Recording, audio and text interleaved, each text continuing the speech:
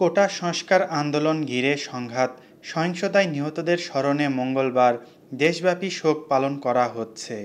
তবে রাষ্ট্রীয় এই শোক পালনকে প্রত্যাখ্যান করে মঙ্গলবার শিক্ষার্থীরা একক ও দলবদ্ধভাবে চোখ মুখে লাল কাপড় বেঁধে ছবি তোলা ও অনলাইনে তা প্রচার করার আহ্বান জানিয়েছে। বৈষম্য বিরোধী ছাত্র আন্দোলনে শিক্ষার্থীদের ঘোষিত চোখে মুখে লাল কাপড় বেঁধে ছবি অনলাইনে প্রচার কর্মসূচির অংশ হিসেবে ফেসবুক জুড়ে এখন শুধুই লাল রঙের প্রোফাইল ফটো।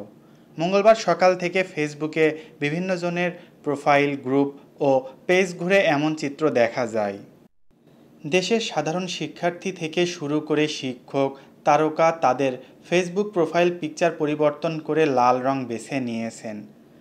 আন্দোলনকারীদের সমর্থন জানিয়ে শুধু লাল রঙের প্রোফাইল পিকচার দিতেও দেখা গেছে হাজার হাজার ফেসবুক ব্যবহারকারীকে। কেউ কেউ সমর্থন দিয়েছে লাল রঙের পোশাক পরিহিত ছবি প্রকাশ করে। নির্মাতা মোস্তফা সরওয়ার ফারুকী তার ফেসবুক প্রোফাইল পিকচার পরিবর্তন করে লাল রঙের মাঝে মানচিত্রের একটি ছবি প্রকাশ করেছেন। সেই একই ছবি প্রকাশ করতে দেখা গেছে স্বনামধন্য গীতিকার প্রিন্স মাহমুদকেও।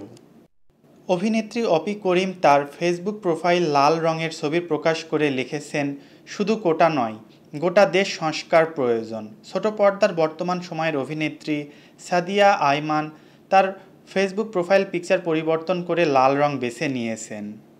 দেশের আরেক জনপ্রিয় নির্মাতা অমিতাভ রেজা চৌধুরী তার ফেসবুক প্রোফাইল পিকচার পরিবর্তন করে লাল রঙের ব্যানারে ফুলগুলো সব লাল কেন ক্যাপশনে প্রশ্ন ছুড়ে দিয়েছেন।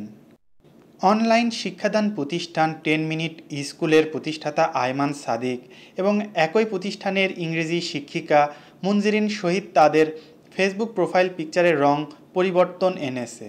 এছাড়াও সোশ্যাল মিডিয়া ইনফ্লুয়েন্সার রাফসান্দা ছোট ভাই সহ আরও অনেকে তাদের ফেসবুক লাল রঙে ছেয়ে ফেলেছেন। দেশের সরকারি বেসরকারি বিশ্ববিদ্যালয়ের শিক্ষক শিক্ষার্থীদের ফেসবুক প্রোফাইল ঘুরেও একই চিত্র দেখা গেছে। এছাড়া অনেকে আবার মুখে ও চোখে লাল কাপড় বাঁধা ছবিও নিজের প্রোফাইল পিকচার দিয়েছেন।